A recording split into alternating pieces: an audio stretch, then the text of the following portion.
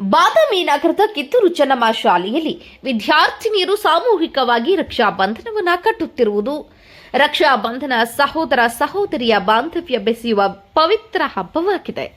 ಹೌದು, ನಗರದ ಕಿತ್ತೂರು ಚೆನ್ನಮ್ಮ ಪ್ರಾಥಮಿಕ ಶಾಲೆ ಹಾಗೂ ಶಾಲೆಯ ಸಂಯುಕ್ತಾಶ್ರಯದ ಶ್ರೀ ಗುರುಕುಲ ನವೋದಯ ತರಬೇತಿ ಕೇಂದ್ರದ ವಿದ್ಯಾರ್ಥಿನಿಯರು ಪುರುಷ ವಿದ್ಯಾರ್ಥಿಗಳಿಗೆ ಸಾಮೂಹಿಕವಾಗಿ ರಕ್ಷಾ ಬಂಧನವನ್ನು ಕಟ್ಟುವ ಮೂಲಕ ಸಹೋದರ ಸಹೋದರಿಯರ ಬಾಂಧವ್ಯ ಬೆಸೆಯುವ ಹಬ್ಬ ರಕ್ಷಾ ಬಂಧನ ಈ ಪವಿತ್ರವಾದ ಹಬ್ಬವನ್ನು ಆಚರಿಸಿದರು.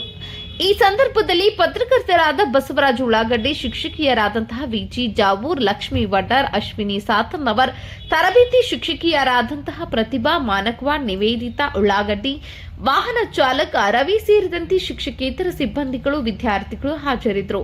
ಸಹಪಾಠಿಗಳು ಶಾಲೆಯ ಆವರಣದಲ್ಲಿ ಜಮಾವಣೆಗೊಂಡು ಸ್ವಯಂ ಪ್ರೇರಣೆಯಿಂದ ವಿದ್ಯಾರ್ಥಿಗಳಿಗೆ ಹಾಗೂ ವಿದ್ಯಾರ್ಥಿನಿಯರು ಹಣೆಗೆ ತಿಲಕವಿಟ್ಟು ರಾಖಿ ಕಟ್ಟಿ ಆರತಿ ಮಾಡಿ ಸಿಹಿ ತಿನ್ನಿಸಿದ್ರು.